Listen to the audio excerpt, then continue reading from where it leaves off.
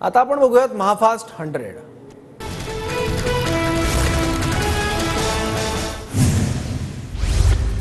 राजेश शहांना शिवसेना उपनेते पदावरून हटवलं। Hit and run प्रकरण। शिंदेंनी राजेश शहांना उपनेते पदावरून हटवलं।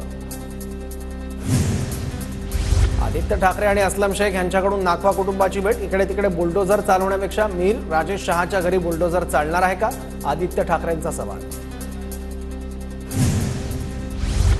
वरई हिट अँड रन प्रकरणात आरोपी मिहीर शहाची कबुली। अपघाताच्या वेळी मिहीर शहा गाडी चालवत असल्याची पोलिसांकडे कबुली। सूत्रांची माहिती, राजेश शहा घटनास्थळी पोहोचण्यापूर्वीच आरोपी फरार झाला। सूत्रांची माहिती,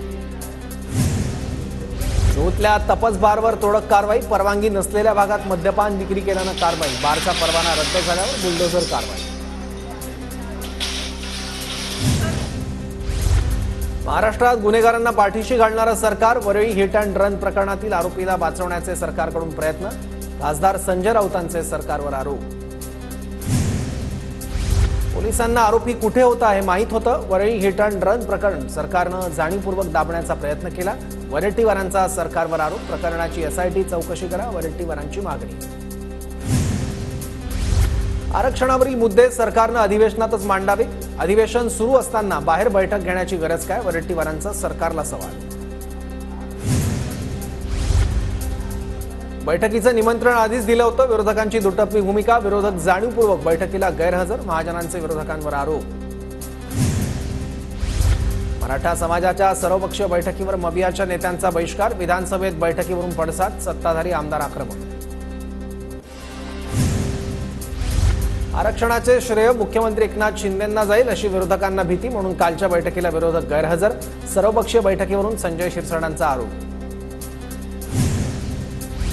सत्ताधाऱ्यांच्या हाताला लकवा मारलाय काय, आरक्षण देणं जमत नसेल तर राजीनामा देऊन बाहेर पडावं। विरोधी पक्षनेते विजय वडेट्टीवारांचं सत्ताधाऱ्यांना आव्हान। लातूरमध्ये सुरू असलेल्या धनगर आंदोलनाला जरांगेंची भेट। धनगर समाजाला एसटी प्रवर्गातून आरक्षण देण्याच्या मागणीसाठी उपोषण सुरू।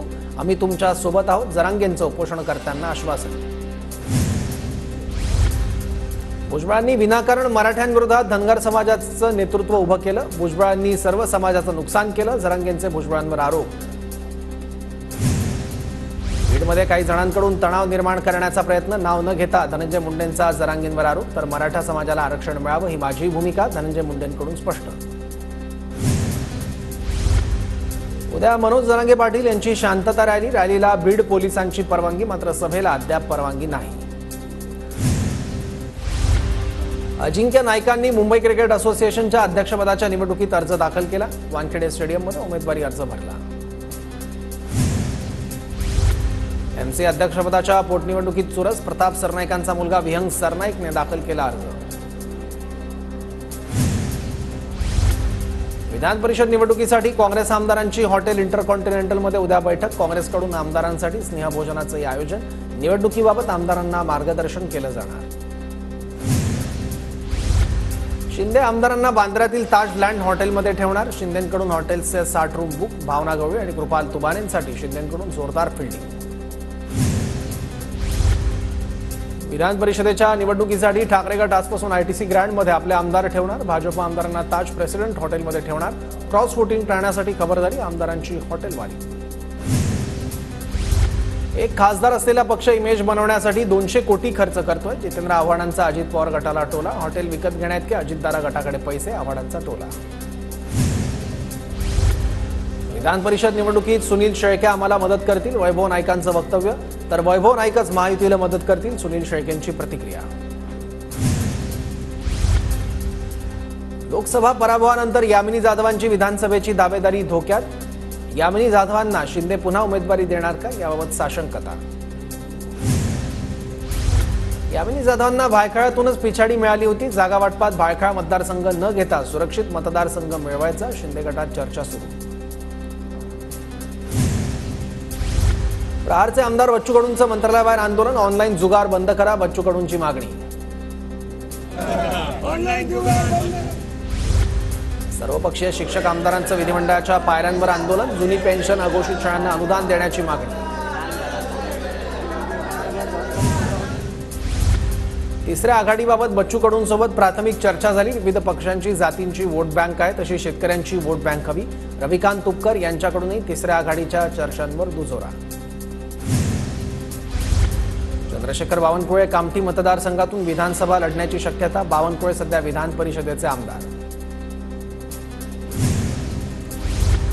अजितदादा बारामतीत 14 जुलैला मोठी घोषणा करण्याची शक्यता. अजित पवार गटाचे जिल्हाध्यक्ष प्रदीप गारटकर यांचा दावा. अजित पवार नेमकी कुठली घोषणा करणार याकडे लक्ष.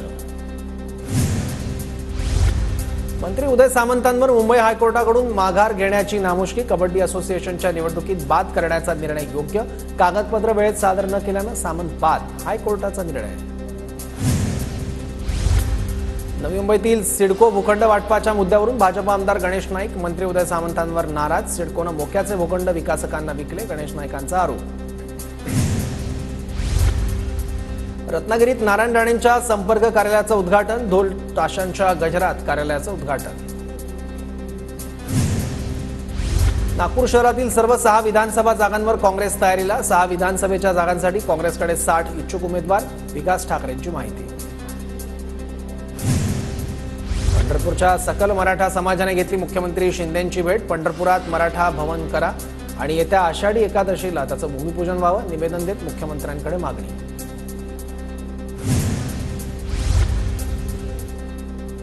पूजा खेडकरांवर असलेल्या आरोपांची सखोल चौकशी करा. आरटीआय कार्यकर्ते विजय कुंभार यांची मागणी.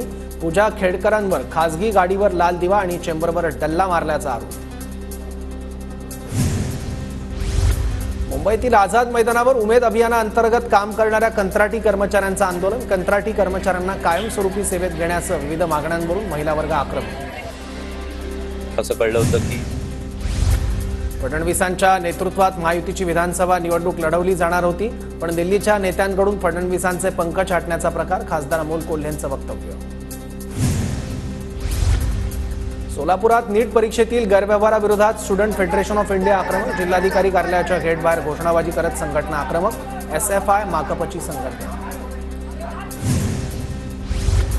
नीट परीक्षा गैरव्यवहार प्रकरणी आरोपीला 2 दिवसांची सीबीआय कोठडी. आरोपी N गंगाधरप्पा नंजुडप्पा याला लातूर न्यायालयाकडून सीबीआय कोठडी. बीडच्या परळीतील गोळीबार प्रकरण. 12 दिवसानंतर आरोपी फरारच. परळी पोलीस बबन गित्तेच्या शोधात. पुण्यातील बोपोडी हिट अँड रन प्रकरण. आरोपीसोबत कारमध्ये असलेले 3 जण पोलिसांच्या ताब्यात. अपघातात पोलीस हवालदाराचा जागीच मृत्यू झाला होता. नागपूरमध्ये काटोल वनपरिक्षेत्रातून बिबट चिंकरा प्राण्याचे अवयव जप्त. एकाला अटक. आरोपीला 5 दिवसांची वनकोठडी. मुंबई गोवा महामार्गावर उद्यापासून 3 दिवस 4 तासांचा ब्लॉक असणार. कोलाडजवळील पुई इथे नवीन पुलाचं गर्डर टाकण्याच्या कामासाठी ब्लॉक. संत ज्ञानेश्वर महाराजांची पालखी आज बरडमध्ये मुक्कामी असणार. ज्ञानोबा माऊली म्हणत वारकरी पंढरपूरकडे रवाना.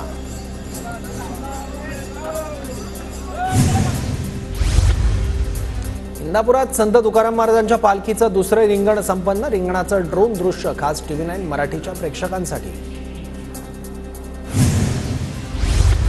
संत एकनाथ महाराजांच्या पालखीचं सोलापूर जिल्ह्यात आगमन. प्रशासनाच्या वतीनं पालखीवर JCBतून पुष्पवृष्टी. वारीत सायकलिंगचा रिंगण सोहळा. 2000 सायकल स्वारांचा रिंगण सोहळा पाहण्यास नागरिकांची गर्दी. नाशिकच्या सायकलिंग क्लबचा देखील समावेश.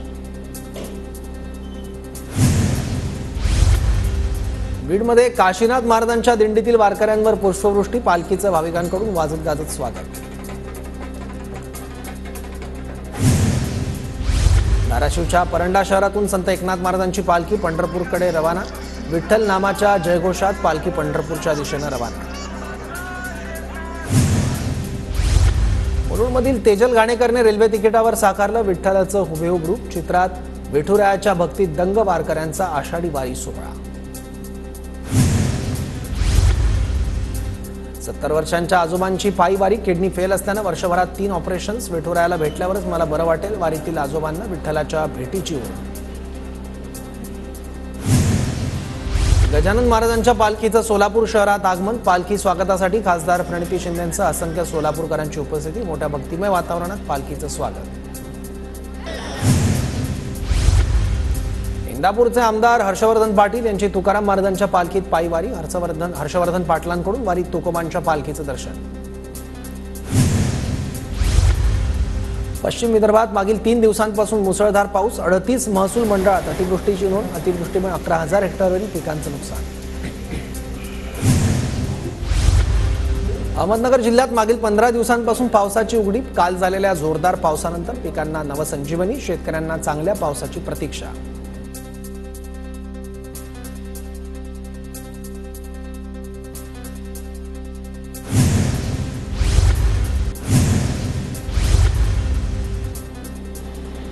जळगावातील 40 गावात पावसाची जोरदार हजेरी. पावसामुळे नदी नाले दुथडी भरून वाहू लागले तर काही भागात दमदार पावसाची प्रतीक्षा कायम.